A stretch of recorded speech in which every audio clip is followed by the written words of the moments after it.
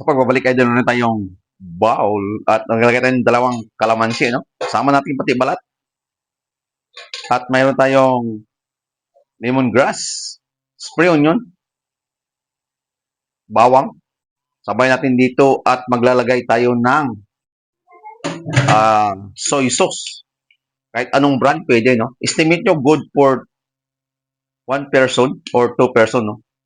Pinakita ko lang sa inyo, idol, kung paano gumawa ng isang marination sa isda, baboy, manok, oil. Estimate na lang. At mayroon tayong ground black pepper. Ilalagay tayo. Pagkatapos yan, disunod tayo ng wash yogurt. Estimate lang, ano? At mix natin muna at i-marinate natin yung ano yun. Pag okay na siya, mayroon tayong isda, dalawa. Back to back lang. Iyaw natin to. Ito po yung isang style ng marination ko na sa isda, mga idol. Marinate natin ng 30 minutes at balikan natin to. Ito na, idol, ang kinalabasan ng 30 minutes natin na pagmarinate sa isda, ano?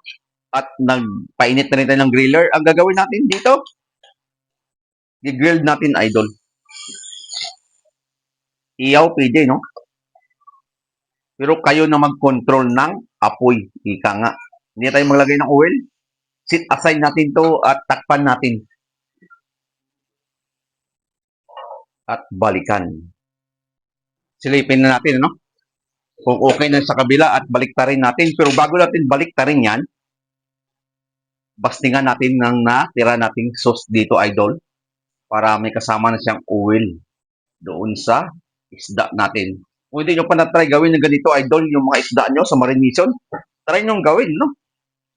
At baliktarin muna natin. Yun. Luto na kaagad. Mabilis. Yan. Tapos takpan ulit natin at balikan, no? Yun. Silipin na natin at luto na ata, no? Isang pasada muna dyan. Luto na to, mga idol, no? Bakit sinabi kong luto na? May palatandaan tayo dyan, no? Na-stretch na to, ibig sabihin bumuka. Ibig sabihin luto na yan, no? Bago tayo magtapos, lagyan natin ng spring onion.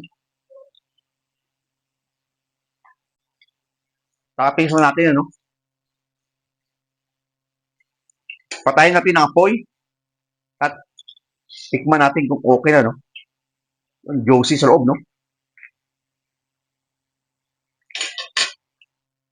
Good, idol. At kung mayroon ka nito, sausawan dito, tamang-tama, idol. Yun lang, mga idol, at huwag natin kaligtaan lagi na isubscribe ako sa YouTube channel ko. Salamat sa suporta. Share, like, comment, at sa hindi pa nakapalo, follow na ako, idol, at subscribe. Yun lang, mga idol. Luto na yung iniyaw na tilapia natin, iniyaw na fish, or grilled fish natin. Kung nakuha na yung sauce natin, idol, napakadaling gawin. Kung hindi pa nakuha, nasa YouTube channel ko. Yun lang, mga idol. Bye-bye ulit. Kainan na.